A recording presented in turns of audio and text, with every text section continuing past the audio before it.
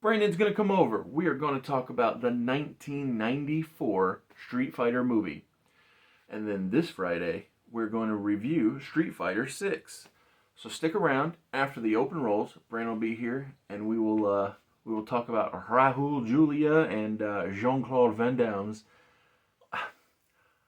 What do you call it? I mean, it's certainly not a masterpiece, but their attempt to mainstream a fun property, and yeah, so we'll dive in right after this.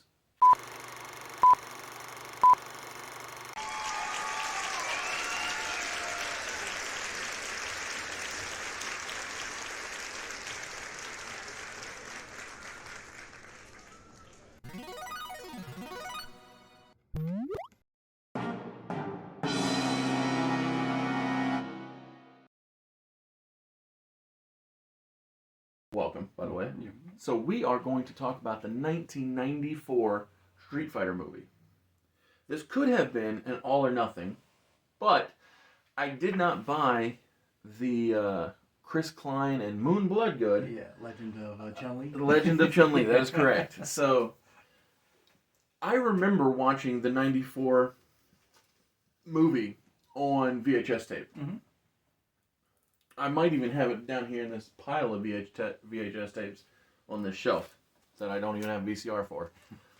But here's the thing. So I remember watching it, but I was a kid, 94. I was 9, 8, maybe 8, 9, something like that.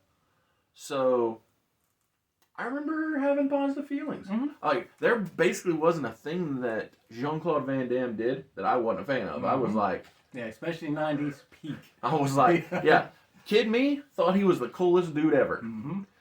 But the thing is, so there are a number of things that I liked as a child that just don't really stand the test of time. Can I see that real quick? Of course. So one of my go-to things that I complain about as an adult that I loved as a kid was a Teenage Mutant Ninja Turtles knockoff show called Street Sharks.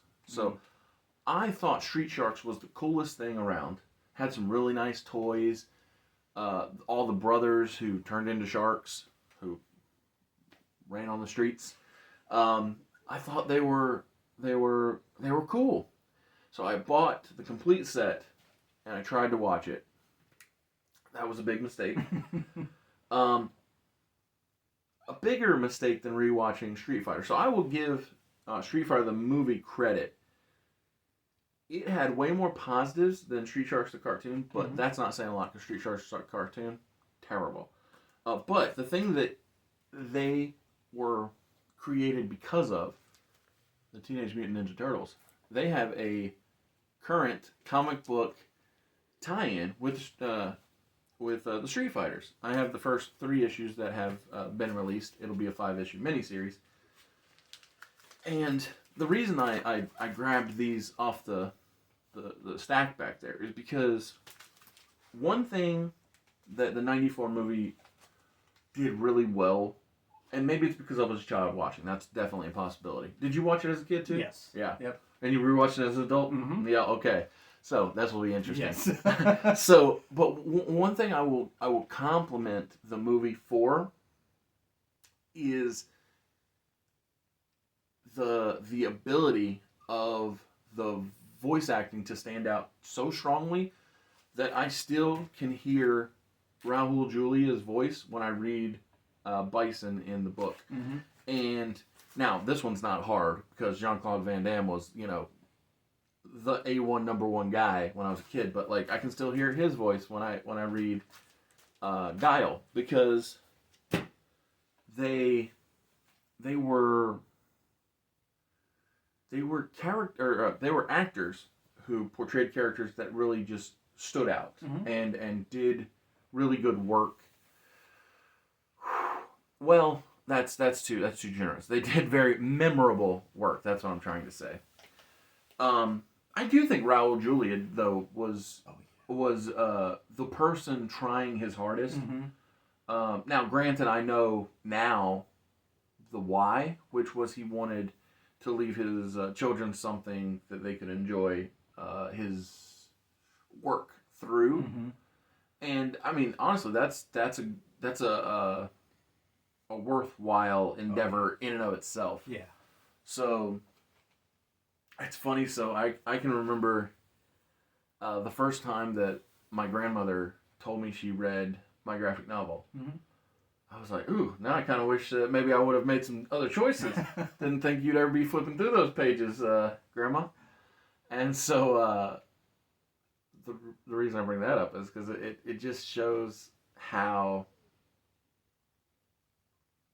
much Raul Julia cared, because I think that he delivered a very fun performance for his kids and everyone, obviously. Mm-hmm. But because the movie itself was very, We can be honest, it's not really good. oh yeah, exactly, not very good. Yes. And I think part of it is a lack of focus. It tried to do so many things that it didn't really do any particular thing well. Mm-hmm. And no, so whoever did the casting, they did good, because I really like the Agents of S.H.I.E.L.D. lady as Chun-Li. I thought she was a good choice. Mm-hmm. And Zangief, my goodness. He was like, oh, that's my boy right there. Yes. He's just so. Yeah, he was just well cast. Yeah. When it's like, yes, of course, Zangief is supposed to be bigger, but if you're doing live action without CGI, I know. he was great. Yeah. Like, literally. Oh my goodness, and he was just so. Even though he was on the bad guy side throughout the film, he was just somebody who was easy to get behind. I feel like, Mm-hmm. and be like, oh, you feel like a good fella, and then that made it extra valuable when he turned to the good side at the end. Yeah, I mean, I think this movie is classic '90s properties, where it's like Super Mario Brothers movie. When really, it has nothing to do with the source material at all. They just take liberties out the wazoo. Right. And because like Ryu and Ken, they're not really like necessarily like fighters. No. Like they're like con men almost. Yeah, exactly. They're like con men, and Ryu's the main protagonist, but he's not in this. I know. They just go out the deep end. This movie is peak '90s. Yes, people want to go absolutely. like, what's '90s movies like? Yeah, inaccurate. That's what you can say. Yes, inaccurate. Yeah, that's a great shout right there, because. And I think that's actually why Batman '89 stands out so firmly, is because it's something that was very, now granted it's '89 and not '90s, but whatever, it's in that sliding scale of choices being made, and Bruce was very close to Bruce, and Batman was very close to Batman, and Joker was very. Everything about '89 was just very well executed. Mm-hmm. Whereas with this movie that was done 5 years later, yep, 94. Yep. Not sticking close at all. No, like. Did we have a fight tournament? No. Did anybody say you fight? Nah, I don't think so. No, not at all. It's about. It took a lot of names and likenesses and put them in places and made them do stuff. Yes, it is like, hey, Cammy's supposed to be like this brainwashed woman, but they don't even do. Yeah, they just go off the deep end with it. But in '94, it was fine as kids because we didn't really know much about the story. I'm telling you, in '94, I probably played Street Fighter 8 times in my life. Okay. If that even. It could be less. But, so my dad was always anti-video game, but he loved pinball. So anytime I was trying to play a video game, he's like, oh, let's play this instead. And I'm like, but it's a ball that I hit with a flipper. Mm-hmm. Oh, it takes skill. I'm like, alright, I guess. Okay. And so it was like, it was very challenging to get the things that I wanted, like. And then also it was like, and then how rare it was for me to actually leave the the farm to be able to find a video game. Like, oh my goodness, yeah, so many days, chopping wood and stacking stuff and skinning things and craziness. Can you tell the people about this story though, real quick? Because it is since '94. It's almost like what, 30 years old? Yeah, almost. Yeah. Tell the fine people the story. So the story is, Bison wants to take over the world. Okie dokie. Mm-hmm. Guile was leading the not UN. I think it was like the AN, the anus, to stop him. All right, cool, easy. And a bunch of blah blah blah stuff happened. Oh my goodness, it was. We often do convoluted plots to, let's fake that this person died. Cool. Why? No real reason, because we felt like it. Hey, I'm on your side. No, I'm on their side. So that happened a few times. I don't even remember exactly what Chun-Li's beef with Bison was. I think he maybe killed his dad. Killed her dad. Right. Okay, so he took out her pops. Yeah. All right. I knew that she had some long running heat with him, but Blanca, he's getting turned into a beast, but also gets given some happy time TV. Cool. But yeah, it's here's a very complimentary thing I can say about this film. It went 1 hour 40 minutes, so it does not waste your time. Yep, it gets in, it gets out. Yeah. It's like you got stuff to do today. I got you. Yep. Don't worry. And another thing that I will compliment is the last fight scene between Guile and Bison. I actually liked it. Yes, there's a lot of work. Dude, I was literally about to say that as well. I think that it is the standout because it is the closest to what we came for, which is both inventive fighting with what Bison does and competent fighting with what Guile does. And so, yeah, no, I'm totally with you on that. I think that had we had more of that style with that the film finishes with, I think that it would have been more interesting throughout. And so, because I always just remember, it's like just glued into my memory, Jean-Claude Van Damme uppercutting Julia, and then you have the American flag just flex. I was like, whoever thought of that? It was good. Yeah, it was good. It was a nice touch. It was like, dude. I was like, okay. So to me, that almost felt like commercial ready. Yeah. Like, I don't know if it was actually in the trailer, because I don't remember the trailer, to be honest with you. But it was like tailor made for a trailer. Ugh. Yeah, and it's kind of funny because Jean-Claude Van Damme is playing Guile, but originally for Mortal Kombat they wanted Jean-Claude Van Damme to play Johnny Cage. Who did play that role? Do you remember? No, I don't. Just some guy? Yeah, just some guy. I mean, wouldn't he have been the biggest star in the dang thing if he'd have gotten the role?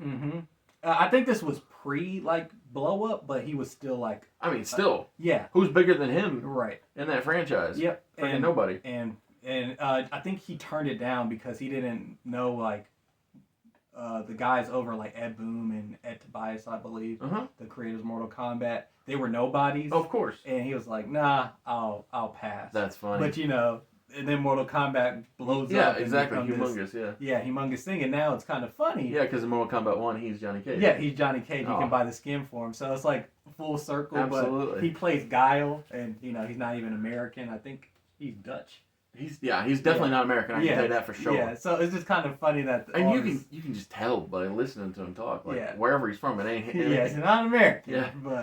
But yeah, it's just funny how video games and life. It's funny how life works. Yeah, it comes full circle. So yeah, no, that's and well, before we close this thing out, we gotta talk to the people about why this channel exists. Because I, from the channel Mr. Super Oz, I founded and created Gamble Comics, and with that put out my first graphic novel called Everlasting Survivors. Volume 1 is called All Day Long. There are 5 cover options for that story. If you follow the link in the description, you can get yourself shirts, hats, posters, all kinds of fun things. But most importantly, you can get yourself the story itself. Because the more product that sells, the more likely it is I'll be able to pay the artists and get more stories out to you. Mhm. Yeah. Yeah, I mean, if I was gonna give it like a star, it's simply because of nostalgia. I'll give it a 2. Same here. I Yeah. think it just barely passes. It's like, so what it does well is it does well, and what it does poorly, it does poorly. Mhm. But it's not one of those things where it's even pretending. This isn't the Batman Yes. where it's dun dun dun dun. You know, it's not pretending to be serious. It's not out here saying, "Oh, I'm gonna get some awards or something." No, it's like The tour de force. Exactly, Video yeah. game movies. so. Speaking of video games, though, this Friday, when we review Street Fighter 6, Mhm. what is this tie-in between this video and that upcoming review? Yes, you can buy for your character that you create the Teenage Mutant Ninja Turtles costumes, outfits. I did not know that, Yeah. and I can't wait to look for it, because if Yeah. I can put my character in a Donatello costume, I'm renaming him. But I think buying themselves, like just buying one, because Yeah. you can buy all 4. Buying one is like $15.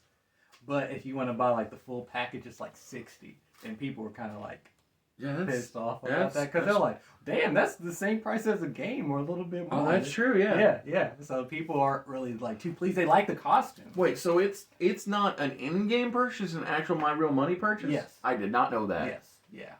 I'm still probably gonna look into it though. Yeah. They're really cool. I only want Donatello anyway. Yeah. Yeah. So it's like buy Because yourself. I think can't 15 use creative players in exhibition, right? Correct. Because if they bring it back, I would buy all of them just to make it the option of having Raphael, Leonardo, Michelangelo, and Donatello. But if I can only do the one, then I'll just get my boy. Yeah. You can just Done. get whichever one by itself. Yeah. But yeah. I'll totally check on that. Yeah. Oh, thank you for this review, sir. You're welcome. I agree. 2 out of 5. Look at it however you want. It's Yes. passable or pass on watching it. Yeah. Either way is Or fine. it could be the greatest thing ever to you I because mean, of nostalgia. yeah, exactly. If you're hankering for some Jean-Claude Van Damme, go Yeah. get you some. Yeah, but it's no blood sport. Oh, I anything know, like that. right? My goodness, Universal Soldier, Yes. Oh. way better than this. Yes. Much better Jean-Claude movies. Yes. Even Time Cop, which Yes. I don't really like that much. There but- are a lot of better options out there. Yes. But yeah, thank you, and thank you for watching. See ya.